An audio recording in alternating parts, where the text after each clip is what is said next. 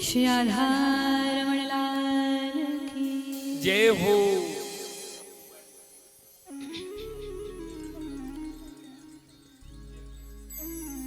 आइए भागवत जी के जो प्राण हैं महारास रास पंचाध्याय उसमें प्रवेश करते हैं। भागवत जी के प्राण रास पंचाध्याय को क्यों बोला गया है? रास पंचाध्याय 5 अध्यायों में श्री शुकाचार्य जी ने वर्णन किया है। 5 अध्यायों में श्री शुकाचार्य जी ने जिस भी बातों का वर्णन किया है ना तो वो ज्ञानियों के योग्य है ना वैरागियों के योग्य है। किसके योग्य है और कौन उस लीला को समझने की पूर्णता योग्य है? बोले रसिक जन, भक्त भाव से जिनका मन लिप्त हो बस वही। अन्यथा राजा परीक्षित के मन में भी विकार आ गया था जब रास पंचाध्याय का श्रवण किया।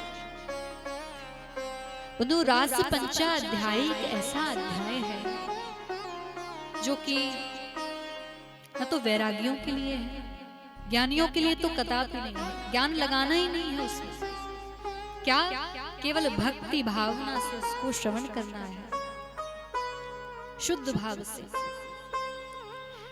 परीक्षित जी जानते थे, परीक्षित जी को जब कथा सुनाई तो शुकाचार्य जी जानते थे कि कलयुग के जो कलुषित प्राणी होंगे कहीं ना कहीं इस अध्याय को जब श्रवण करेंगे, जब इस महाराज का श्रवण करेंगे तो मन में भगवान के लिए विकार आएंगे।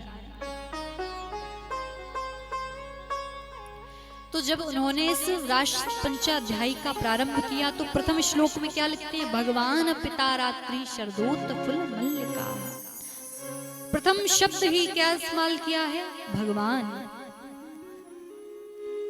यानी यहाँ पर न तो देह की बात हो रही है न तो प्राणियों की बात हो रही है। किसकी बात हो रही? भक्त और भगवान की। तो अगर हम इस लीला को, इस अध्याय को अगर शरीर से, देह से, प्राणियों से जोड़ते हैं तो अत्यंत लज्जित कार्य है, निंदित कार्य है। भाई जब इस अध्याय का श्रवण किसने किया? राजा परीक्षित ने। गायन किसने किया? श्री सुखदेव जी महाराज ने। और जब इसका गायन किया, जब वाचन किया तो प्रथम शब्द ही लिया है भगवान पिता रात्रि। भगवान यानी देहधारी मनुष्य का कोई काम नहीं है इसमें। भगवान और भक्त का संयोग, पारस्परिक संयोग है इस महारास में, इसलिए भगवान का प्राण है। बड़ा ही अद्भुत मिलन है। और भगवान के साथ जो एक नाम है वो कौन सा जुड़ा जाता है? गोपी। गोपी क्या है? गोपी ना तो किसी पुरुष का नाम है ना किसी स्त्री का नाम है। फिर बोले गोपी वो जो अपने समस्त इंद्रियों से भगवान श्री कृष्ण के रस का पान करे, समस्त इंद्रियों से, कान से भगवान के कीर्तनों का श्रवण करे, आंख से भगवान के श्री विग्रह का दर्शन करे, जिह्वा से भगवान के प्रसाद को, महाप्रसाद को ग्रहण करे, पैरों से क्या करे? भगवान की परिक्रमा लगाए, तीर्थ यात्रा करे, हाथों से भगवान के कीर्तनों में ताली हो जाए, है ना? तो ये जो इंद्रियां हैं, मन है, शारीरिक क्रियाएं जो सब भगवान के लिए समर्पित हों, और जो व्यक्ति ऐसा करता वो भी गोपी है। तो गोपी ना तो पुरुष है ना स्त्री है। गोपी कौन है? जो समस्त इंद्रियों से भगवान श्री कृष्ण के रस का पान करे, रसामृत का पान करे, वो गोपी है।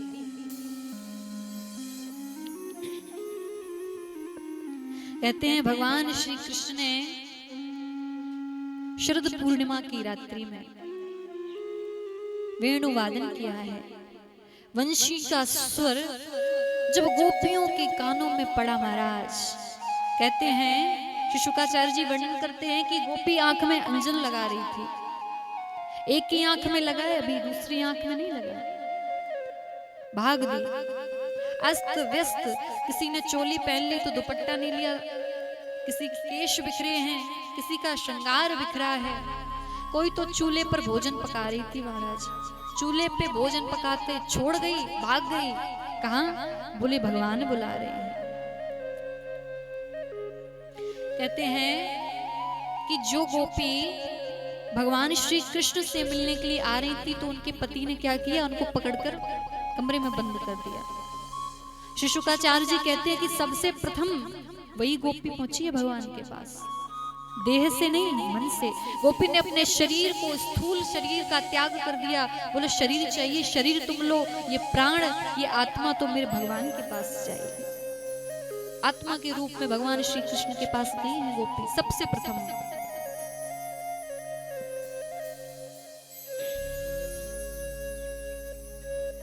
सभी गोपी भगवान श्री कृष्ण के पास जब पहुंची तो भगवान श्री कृष्ण ने उनका स्वागत किया। बोले स्वागत है, स्वागतम महाभाग, आप महाभगनियों का स्वागत है। अब ठाकुर जी ने क्या कहा कि इस शरद पूर्णिमा की रात्रि में क्या है, ये वन है और वन में अत्यंत अंधकार है, हिंसक जीव आपका शिकार कर सकते हैं, आपको चोट पहुंचा सकते हैं, आप अपने घर जाओ। जो गोपी अपने मन से आस लगाकर भगवान के दर्शन के लिए आई, जब गोपियों ने भगवान श्री कृष्ण से ऐसे निष्ठुरता पूर्वक वचनों को श्रवण किया तो गोपी अत्यंत आहत। गोपियों ने कहा, हे श्याम सुंदर, आप कहते हैं हम चले जाएं?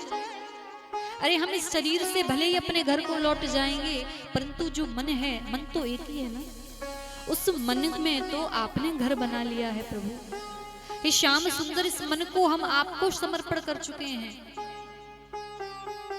इस देह का कोई कार्य नहीं है, इस देह के साथ जाकर हम क्या करेंगे। भगवान क्या कर रहे हैं, गोपियों की परीक्षा ले रहे हैं। क्यों गोपियों की परीक्षा ले रहे हैं? कि महाराज में प्रवेश करने से पूर्व भगवान उनकी क्वालिटी चेक कर रहे हैं, किस कैटेगरी में। कहीं इनके अंदर किसी चीज की तृष्णा तो नहीं, किसी चीज का लोभ तो नहीं। भगवान कहते हैं गोपियों, स्त्री का धर्म क्या है? अपने पति की सेवा करना। अर्धरात्रि में तुम वंशी का सुर सुनकर मेरे पास दौड़ी आई हो, तुम्हारे पति तुम्हारा इंतजार कर रहे होंगे। अपने पति की सेवा करो, एक पत्नी का कर्तव्य है। गोपी क्या कह रही है? गोपियों ने ऐसा उत्तर दिया जिससे कि परमात्मा भी मौन हो गए। गोपियों ने कहा, प्रभु मैंने सुना है कि समस्त संसार में जो प्राणी हैं उन सब के पति तो आप हैं,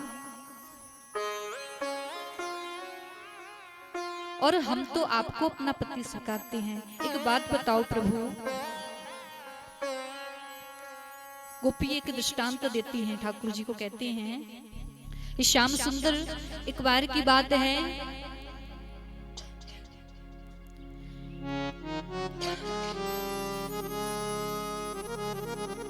एक पत्नी अपने पति में बहुत आसक्त थी। जब तक अपने पति को भोजन नहीं करा देती तब तक स्वयं भोजन नहीं करती। अब उसके पति को क्या हुआ, परदेश जाना था किसी कार्य के लिए। उसने बोला, स्वामी आप नहीं रहोगे तो हम भोजन कैसे करेंगे? तो उसने क्या किया कि अपना एक आकार, एक मूर्ति का स्वरूप देकर उससे कहा कि जब भी तुम भोजन करो इसको सामने रख देना, समझ लेना मैंने पा लिया, उसके बाद तुम ग्रहण करना। इस प्रकार उसकी पत्नी नित्य प्रति सुबह शाम जो भोजन बनाए उस मूर्ति के सामने रख दे, तत्पश्चात स्वयं भोग करे। एक दिन क्या हुआ कि अब एक थाली में परोसकर वो ला रही थी भोजन, मूर्ति के सामने रखा है। देखती है कि सामने से पति आ रहे हैं। तो श्याम सुंदर ये बताओ कि उस भोजन को वो उस मूर्ति को खिलाए कि जो जिसके पति आ गए हैं प्रत्यक्ष रूप से उसको पकाए। भगवान कहते हैं ये कैसा प्रश्न है? जो पति समक्ष खड़ा है तो मूर्ति का क्या, मूर्ति को क्यों भोग करे? मूर्ति का क्या कारण है? गोपियां कहती हैं बस यही बात तो प्रभु, जब आप समस्त देहदारियों के स्वामी हैं, प्रत्यक्ष रूप से आप पति हैं, तो हम इन जो क्षणिक हैं, क्षणभंगुर हैं, जिनकी कोई आयु नहीं है, उनको हम पति नहीं मानते। हमारे पति तो आप हैं, हम आपको अपने पति के रूप में वर्ण करें हैं प्रभु। ठाकुर जी ने जब गोपियों के मन के भावों को सुना तो समझ गई कि गोपियों में किसी प्रकार की तृष्णा नहीं है। गोपियों ने कहा, भगवान कहते हैं गोपी हम आपकी परीक्षा ले रहे थे और आप सभी परीक्षा में अव्वल नंबर से पास हुए।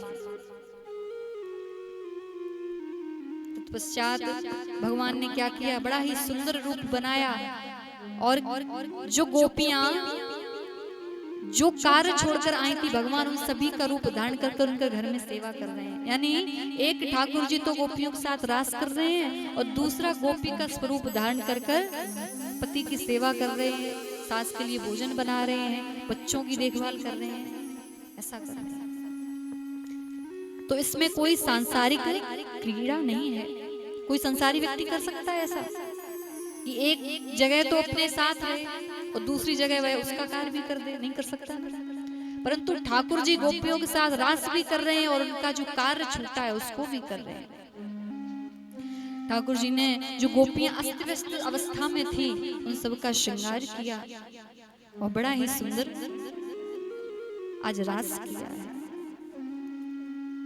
रास करते करते गोपियों के मन में अभिमान आ गया, पूरे त्रिलोक में हम ही सबसे भाग्यशाली हैं, तभी तो देखो त्रिलोक स्वामी मेरे इशारों पर नाच रहा है। अहंकार आ गया और जहां अहंकार आ गया वहां भगवान नहीं है।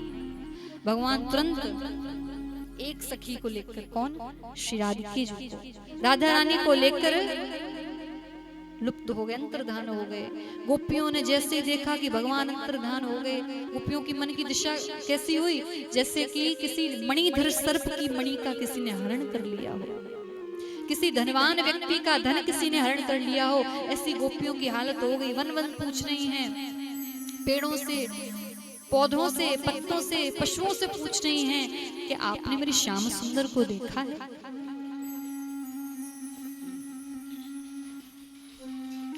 इस प्रकार जब गोपियों का हृदय जलने लगा, आहत होने लगा, तब जाकर गोपियों ने गोपी गीत का, यमुना जी के किनारे गोपी गीत का पाठ किया। उनके हृदय की आर्त भरी पुकार सुनकर श्याम सुंदर प्रत्यक्ष रूप से गोपियों के साथ उनके सामने प्रकट हो गए। बोले, गोपी हम आपके हृदय में जो प्रेम छुपा था ना, उस प्रेम को प्रकट करने के लिए ही तो लुप्त हुए थे। गोपियों को समझाकर आज ठाकुर जी ने महाराज किया है। बड़ा ही सुंदर महाराज हुआ महाराज। कैसा?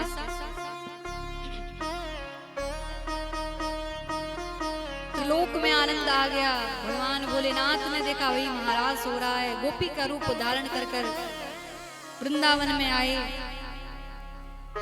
गोपियों के साथ रास किया है। कैसे? राधा नाचे, कृष्ण नाचे, नाचे गोपी जन। राधा नाचे, कृष्ण नाचे, नाचे गोपी जन। मन मेरा बन गया सखी रे पावन वृंदावन। मन मेरो बन गयो सखी रे पावन वृंदावन। मन मेरा बन गया सखी रे पावन वृंदावन। मन मेरो बन गयो सखी रे पावन वृंदावन। हाँ रास रचो है, रास रचो है,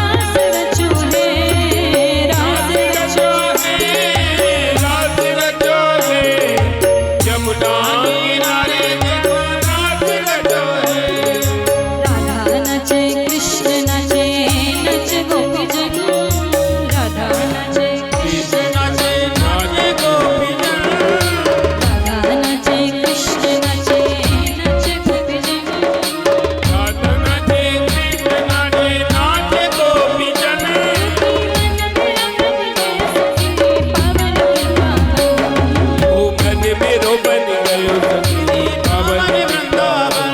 क्योंकि मन मेरा बन गया सखी पावन वृंदावन। ओ मन मेरो बन गयो सखी पावन वृंदावन। रास रचो है यमुना किनारे महारास रचो है। रास रचो है